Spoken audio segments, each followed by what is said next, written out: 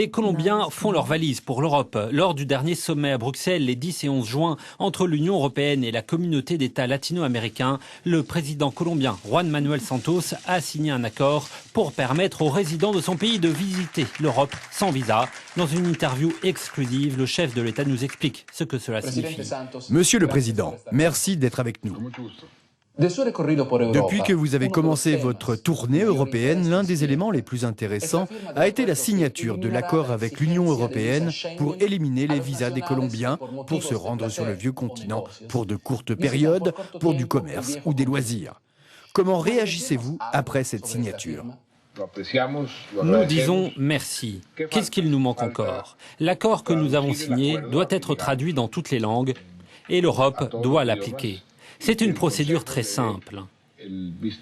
Chaque citoyen colombien qui veut aller en Europe pourra le faire sans visa. Ils auront le droit de rester 90 jours, une durée que l'on peut renouveler une fois jusqu'à un maximum de 180 jours non consécutifs.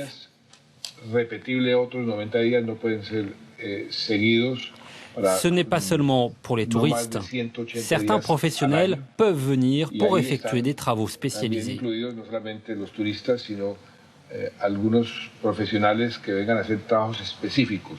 De votre côté, allez-vous avoir un quota de personnes libres de quitter le pays?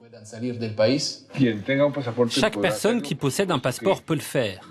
Bien sûr, les autorités d'immigration seront libres de décider qui peut entrer dans le pays ou non. Monsieur le Président, revenons au processus de paix avec les FARC. Il y a quelques mois, vous me disiez que vous étiez tout à fait convaincu d'obtenir la paix. Est-on dans un statu quo maintenant? Nous continuons notre travail avec tous les problèmes liés à un tel processus si compliqué. Il y a quelques jours, nous avons décidé de créer une commission vérité. C'est un point très important à l'intérieur de ce que nous appelons la justice transitionnelle.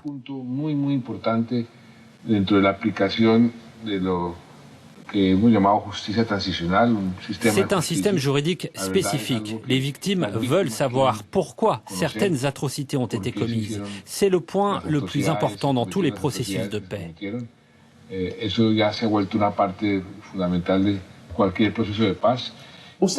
Vous avez déclaré que le terrorisme représente une menace environnementale. Pourquoi?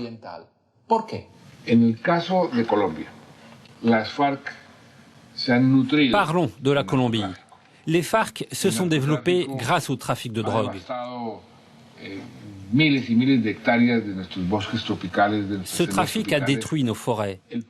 Une des bases du processus de paix a été de discuter avec les FARC. Ils doivent cesser toute activité dans le trafic de drogue au lieu de le protéger.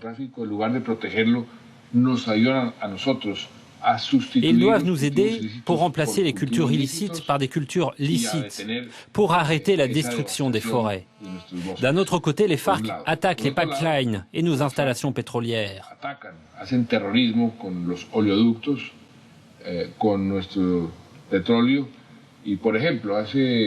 Il y a quelques semaines, par exemple, ils ont arrêté 200 camions transportant du pétrole en Équateur et ils ont déversé de l'huile sur la route. Cette huile a atteint les rivières et a pollué l'environnement. Ce que les FARC sont en train de faire est un écocide.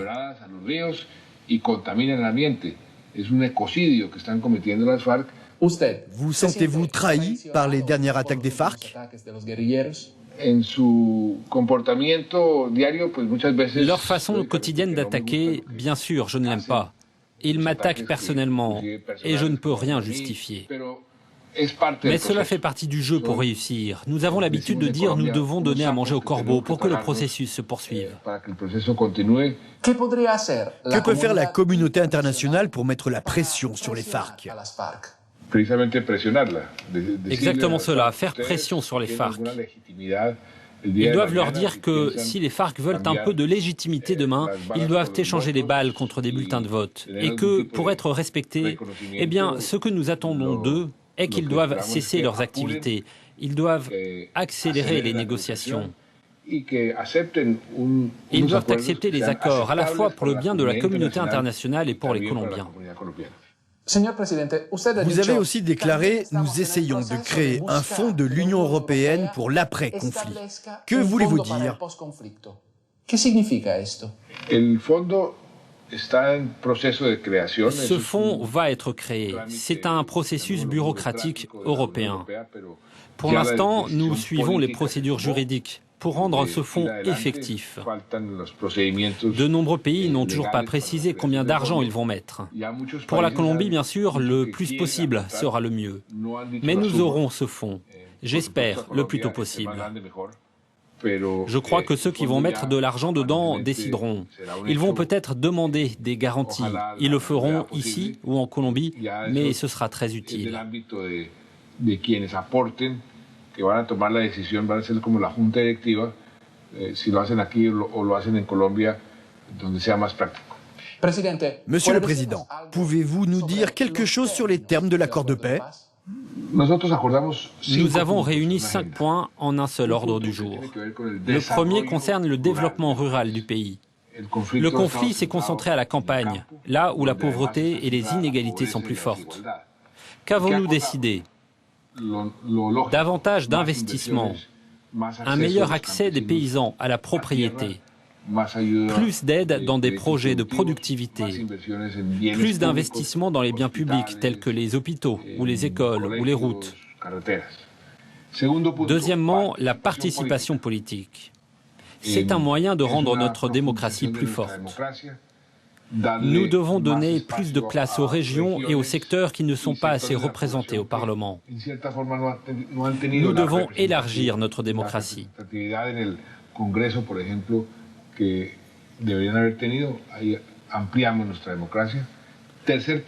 Troisièmement, les FARC doivent arrêter d'aider le trafic de drogue.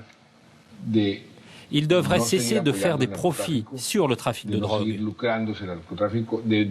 Ils doivent aider l'État à transformer les cultures illicites en cultures licites pour éradiquer le trafic de drogue en provenance de Colombie. Imaginez combien c'est important pour le monde entier. La Colombie est toujours, en dépit de nos succès relatifs, le premier producteur de cocaïne au monde. En Europe et dans les villes les plus importantes, partout dans le monde, la consommation est en train de diminuer. Le processus de paix est très important pour la lutte contre le trafic de drogue. Nous négocions les 2 derniers points, les victimes du terrorisme et le processus DDR, le désarmement, la démobilisation et la réintégration dans la vie civile. Presidente, gracias. Muchas gracias.